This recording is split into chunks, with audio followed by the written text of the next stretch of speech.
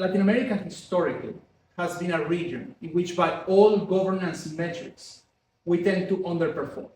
We tend to provide bad quality institutions, bad quality economic institutions and political institutions.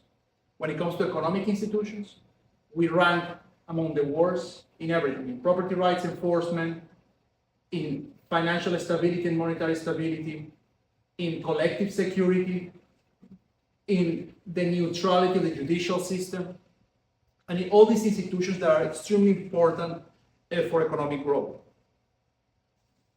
There is different ways to understand formal institutions. There is institutions that create markets. There is institutions that stabilize markets. There is institutions that build legitimacy for markets. In all these domains, Latin America underperforms. And because of this, then we are constantly governed by suboptimal arrangements. Think about, for example, the fact that 70% of our workforce is an informal workforce. We don't have contracts in Latin America. Think about also the fact that most people in Latin America are not financially included. They don't have even bank accounts in Latin America. Think about the problem of the lack of functioning in the judicial system. The judicial system does not function. Think about the collective security. We don't have security in Latin America. So we have gangs running cities. We have gangs even running jails. So because of all these factors, then you don't have good quality of policy institutions or state institutions. That's the second layer of issues that we have. The third layer of problems will be the informal institutions of the country. What are the informal institutions?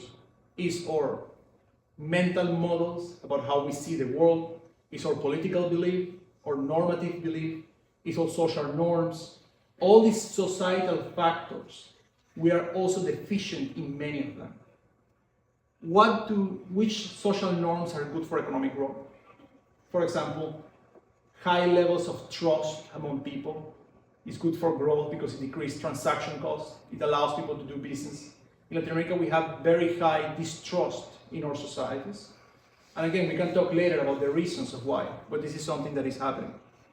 We also have lower levels of self-reliance. We don't have this intrinsic self-belief about ourselves that in other societies you have. Like, for example, in the American society. In the American society, you have people really committed to the belief that if you work hard, you will be okay. You will have a good standard of living. And in Latin America, we don't have that. We don't have the belief that social mobility is possible.